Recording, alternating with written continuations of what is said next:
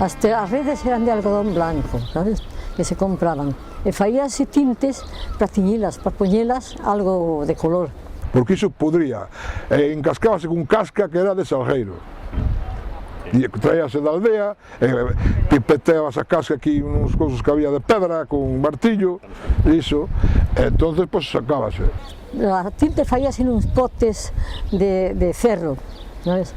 E poñíanse a cocer pola mañán, cheos de agua, con 3 kilos ou 3 kilos e medio de casca, sabes? Entonces cocían todo o día hasta a noite. Pero pola tarde, como a agua se sumía moito, dicíase, botábase unha pouca de agua que dicíamos, vamos recebar o pote, e volvía a cocer, sabes?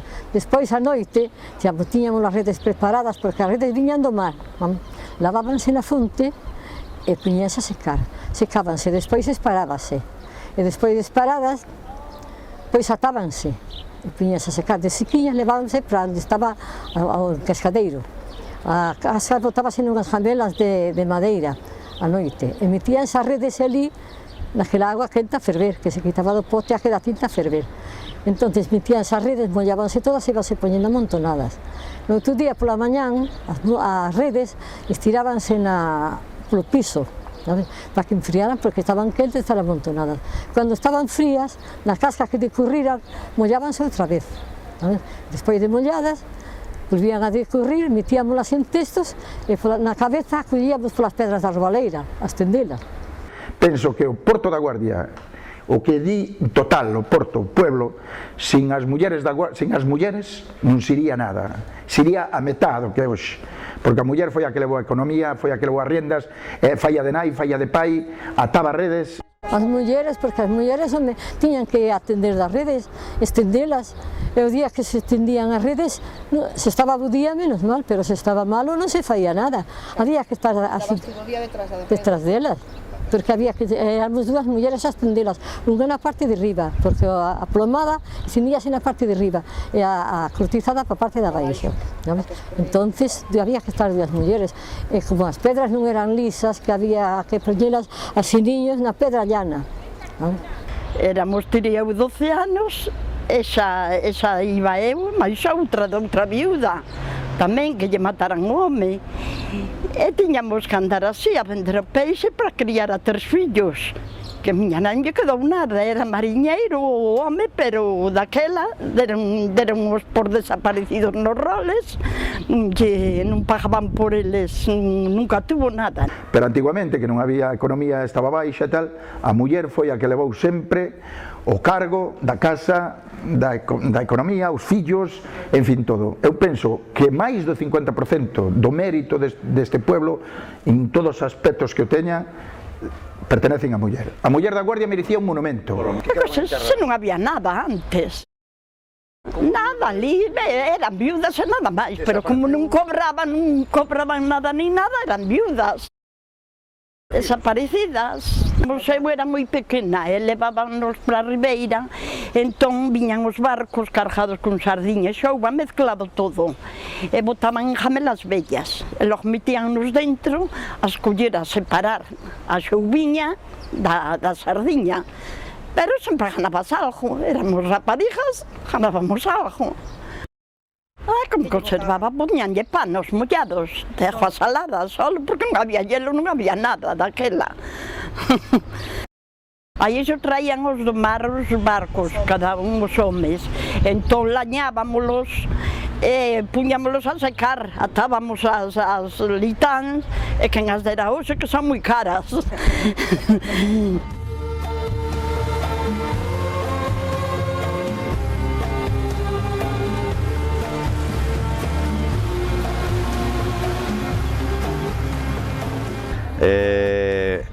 Estando en Mozambique, donde botei 14 anos, pero resulta que era cerca da Navidade e non había billetes. Dali a pouco veo o jefe e me dixo, oye, mira, apareceu un billete, pero tens que levar un loco. E dixe, bueno, pois se hai que levar o loco non hai problema, e o que quero é marchar para casa. E bueno, aí quedamos e tal, e meteron aí unhas indicións por si era, digamos, agresivo, e máis un líquido nunha botella para darlle para para tal, e unhas pastillas que lle había que dar cada 2 horas. Eu xa non esperaba 2 horas, porque subimos ao avión e o tipo estaba así medio chispado, e non lle daba 2 horas, a aquel momento xa lle daba a trajar. Tuvemos que ir a aterrizar a Faro, de emergencia. Arreglaron a avaría, e ao cabo de 3 horas pois volvemos ao mesmo avión e viñemos para Lisboa. Ao chegar a Lisboa, pois xa lle metín outra vez bastante líquido dese que me daban para relajalo. Collemos un taxi, fomos hacia Tui. Entonces, claro, eu a mañán seguinte voume a Pescanova, as oficinas, a Redondela, a Chapela, e vou por unha ventanilla para entregarlle as indicións que me deron, que non me faían falta para nada, entregarlle máis o resto das pastillas e tal. E dime o da oficinista, así que tú xeste un loco, non? E bueno, era da Ila da Rosa. E dime, mira para outra ventanilla. Cando miro o tipo pedindo un antitipo, e dime da oficina, estar máis loco ti que ele entraelo.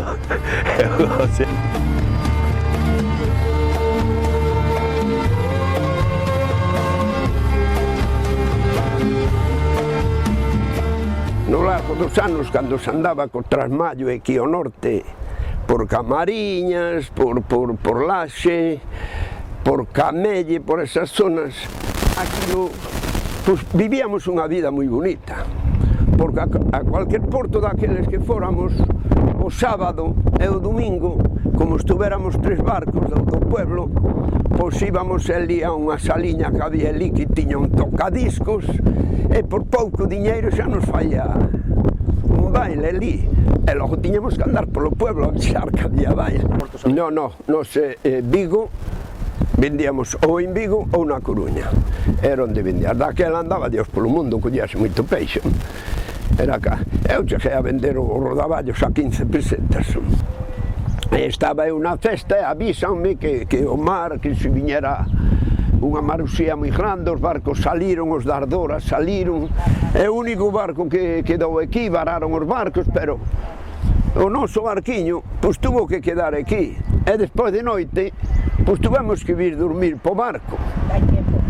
E acórdome que me dicía meu pai, nós tranquilos, que se miramos que o mar é moi duro, se ven a máis, nós poñemos proa a terra e saltamos e que lle dean polo saco o barco. Iso eran palabras de meu pai.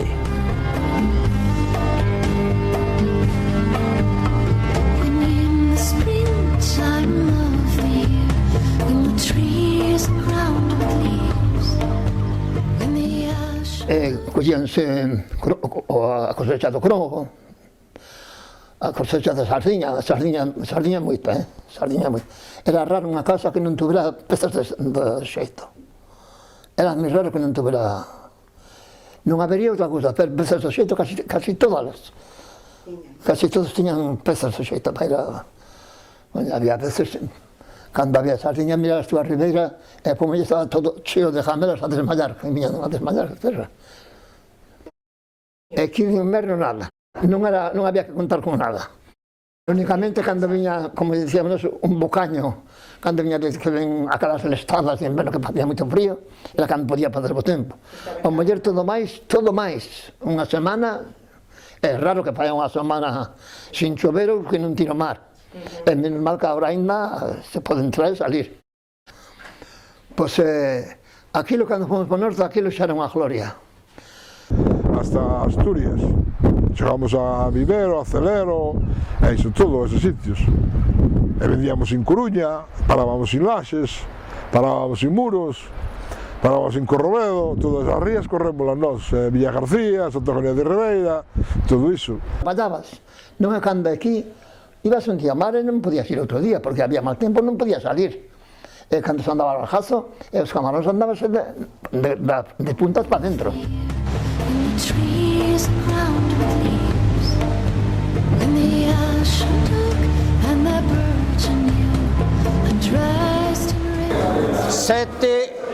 70, 6, 99, 98, 97, 96, 95, 94, 93, 92, 91, 90, 89, 88, 87, 86, 85, 84, 83, 82, 81, 80, 79, 78, 77, 76, 75, 74, 73, 72, 71. A primeira vez que vin eu, pois o que máis vendía eran sardiñas, sables do río. Iso era o que principiei a vender. Despois, a segunda cousa que me vendín, camarón. Camarón, quisquilla, camarón e quisquilla, camarón e quisquilla. E veña desde as 11 hasta as 2 da tarde, hasta que acababan de vir as jamelas. Despois, pola noite, sardiña, e viñan as jamelas, e veña, cargaban en camións para Moure, cargaban, logo pola mañán, cronjo, todo para Tui e Tumiño, o chamanllo Seixo, o mercado chamanllo Seixo, e vamos por Seixo, e viña por Seixo, pois ala, le vai por Seixo. E para aquí, para a plaza de aquí, pois era o ordinario, todos os días, aquí las 4 ou 5, o primeiro que querían era un sable. E compraban os sables, escapábanse xa te escapaban. Chamaban as lironas. As que compraban os sables para vender no momento aquel xa eran as lironas. Despois, máis tarde, xa ao cabo de 6 ou 7 anos, empezou co asunto da langosta.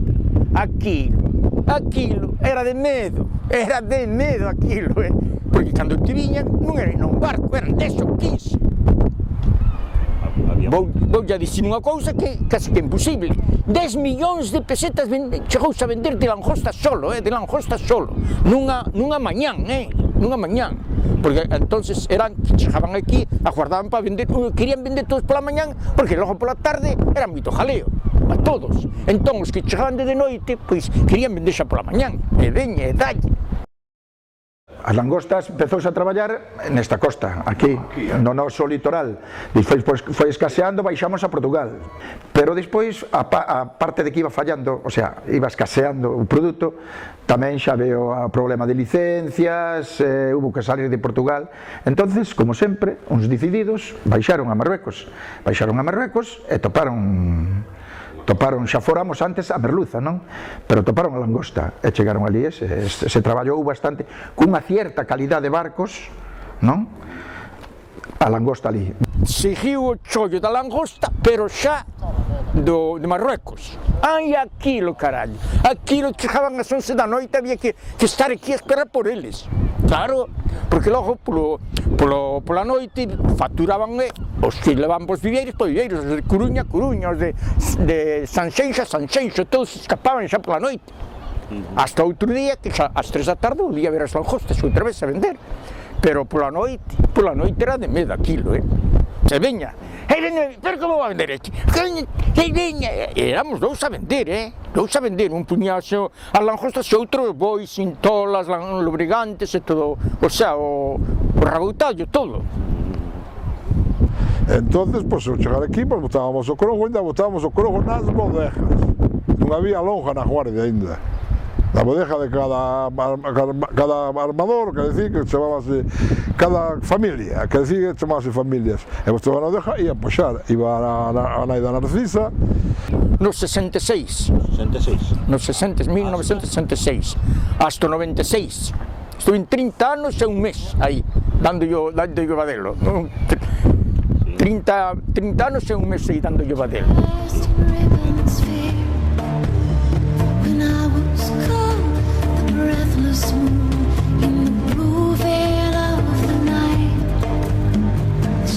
Antiguamente, cando venía o mar, nos primeiros momentos, quer decir, andábamos a sardiña, íamos ao xeito, collíamos a carnada, logo viñamos para terra, encarnábamos os palangres, cando eu tiña 13 anos, despois íamos largar os palangres do Cronjo aí a Montedor, con meu pai, que un barco chamaballe Rocío, e a veces viñamos, cando había que era gasolina aínda, daquela, e se caía vento, para non forrar en gasolina, viñamos sin vela, desde Montedor, aquí para a Guardia, de Portugal.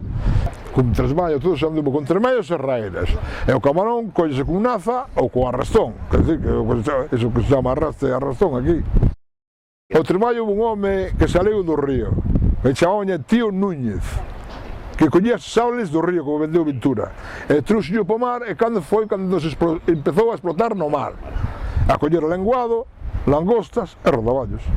Eu recordo que os primeiros 7 tresmallos que fixen eu, porque non había, tuvos que faer a man, a miña nai axudoulle a faer a man os panos, e dos cuales 4 non suben como pescábamos, levou a arraste, na Costa da Vela.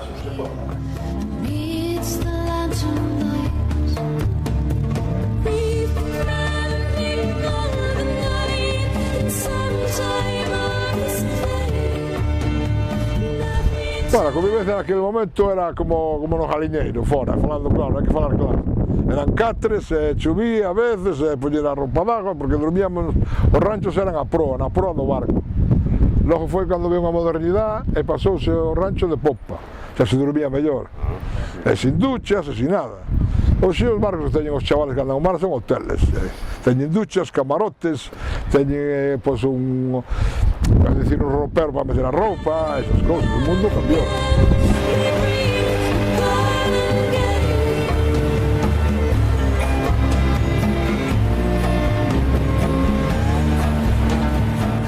No ano 57, indo para Vigo, íamos buscar carnada para Aerocrongo, para a costa portuguesa. O mes de setembro, pois un error humano, o barco abarrancou. Chamaban o barco Rosario de Fátima. Íanos 4 a bordo. E claro, eu non sabía nadar. O patrón de costa tampouco, e o patrón de pesca moito menos. Solo sabía moi turista. Entonces, eu tirouse a nadar para a terra, o barco estaba embarrancado en unhas pedras, que proa por fondo, e cunha liña enroscada chegou a terra e amarramos un cabo gordo que tiñanos a bordo, e ele arrastou e amarrou de unha pedra que fai así. Logo volvemos a botar un martillo e colleu el. Entón poñamos un cabo así por a popa do barco para baixo, e eu baixen e íame pasando así, ele arrastaba. E así os 3 fixemos así a mesma maniobra. Entón, cando logo terminamos todo, o barco co alumbrado, fomos para arriba, era ali Moujás encajado. No mes de setembro o toxo está seco, e íamos descalzos. Entón, eu caí unha paredinha e clavei uns picos dos pés e todo. E como min, os outros. Eu tiña 14 anos e eles tiñan 30 ou máis. E cando viñemos aquí a chegar ao río Doces, que chaman, parounos a Guardia Civil. Tiñan patillas de aragonés e bigotes enroscados. Eles da bicicleta, entón mandaron ir ao Donicio, que era o patrón de pesca, a enseñar o barco. E nos era verán, pero facía algo de frío, estaban as molladas. E veio enseñar o barco, e ao chegar ali, mirou o barco, mirou, e, bueno, está ben, tal. Cando chegou ao lado noso, para irnos para Moujás, eu non podía andar. Non podía andar porque non podía andar, que estaba descalzo, e conforme me daron un culatazo, xa me partiron isto de aquí. Xa me tuvo que levar Rogelio, que era moi turista, as costas, e máis o pai Rodrigo, pai dos que están aquí da cofradía. E chegamos ali e eu empecé a vomitar, con dolores, e logo ainda me dixía, ponte de pé. Entón o panadeiro chamou o cura que había ali en Moujás, un médico, e mirou e disse, tes isto partido aquí. Entón o cura deu parte da Guardia Civil. O primeiro que tiñan que fazer eles era levarnos a mudar a roupa, e logo, ou se non quitaren ele roupa, e logo ir enseñar noso barco. Bueno, aquilo quedou así, logo o barco, o motor quitouse, salvouse a cabo dunha semana, logo tivemos que ir a xuízo a Bayona. Entón, nós non lle perdonamos a Guardia Civil. Eu tuve que ir para o hospital para Pontevedra, estuve así como un par de meses ca perna colgada, que antes non había saliantes que hai agora.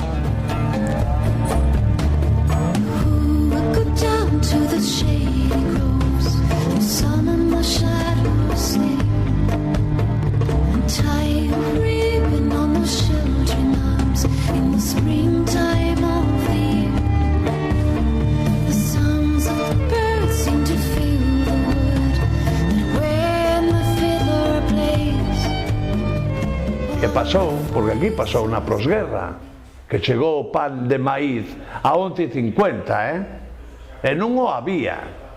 E había quen tiña diñeiro e pasou fame na Guardia, na Marina, porque non había onde. Eu recordo miña nai que permutaba o peixe por pan de cebada, que iba tumiño, iba tuia viña, e chegaba, estaban a esperala como por Dios. Nós tuvemos que, eu, por desgracia, os 9 anos criei-me sin pai, pois tuve que ir traballar á sombra de meu tío, que foi o que me enseñou, cun permiso do comandante de Tui, eu os 12 anos estaba inafitible, estaba en activo, pero cun permiso, non tiña libreta, pero eu iba con permiso, non me tiñan que dicir nada, e por eso foi necesidade, non é como agora.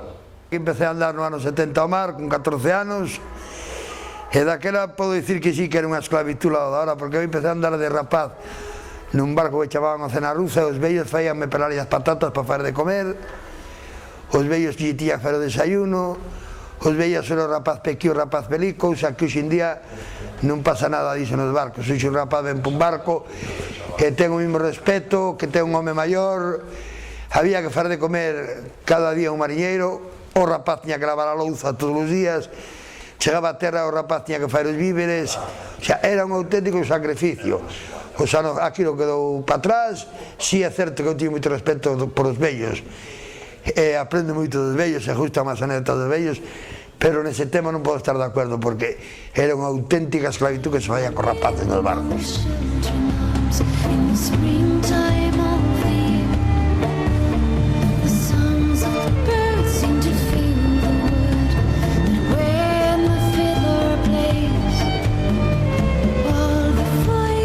Noso lenguado aquí se recorda na Guardia que empezamos no ano 51-52 e fomos incluso para a Ría de Vigo, 2 barquiños, o primeiro era o Rocío, logo había un tal que lle chamaban o Jesús o Canosa, e fomos nós no Cervera, e logo foi a Lina, un barquiños pequeniños de 6 metros, que era o que había. Eu recordo un ano tan malo, que había uns temporais, estábamos parados no Berbés, a sombra dos barcos, dormíamos naqueles barquiños de 6 metros, todos uns cheos mollados, uns con outros pegados, que non había catre, non había camarote, aquilo que iba a ver.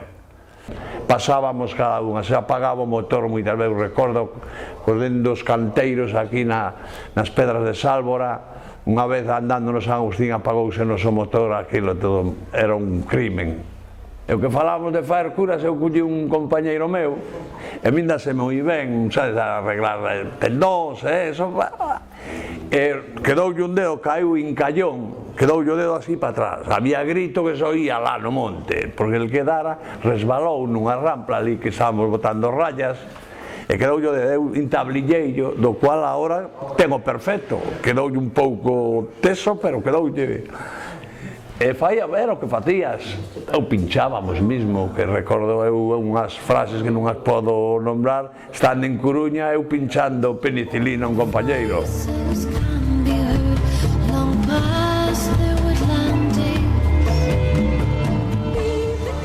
Aquí o único que faltou foi o arrastre, e o bonito xa se anduvo antiguamente.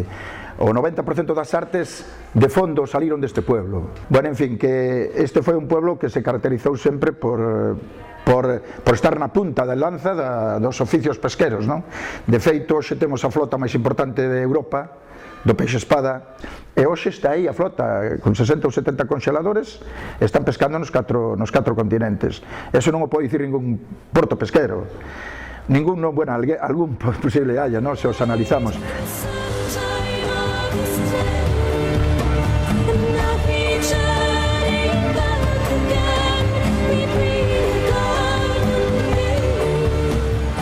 Metinme xa vai fazer 30 anos aquí na Gamela, no ano 82, quixen deixar de andar de nómada por un mundo adiante, metinme como autónomo aquí, fomos tirando. Co tempo os compañeros me involucraron, me meteron como patrón maior, a flota todo ao cerco da provincia de Pontevedra, parte da Coruña, e se encantaría que aquí hubiera un porto porque traballan moito nas aguas portuguesas e non terían que desplazarse tan ao norte. E aquí pois pasou iso co Oropesa, un barco que abarrancou aí nos baixos de Ribel, e traía xabón, que traía, bueno, traía todo, e moita xente pois pasou un inverno un poquinho mellor gracias a que a naturaleza, que neste caso foi o mar, botou pa terra. Hubo un home que chamaban Antonio, que traballou nesta cofradía hasta que se jubilou, pois que tuvo a desgracia que indo en vela na Gamela, volcoulle a Gamela e morreu o irmán, creo que era un sobrinho, non?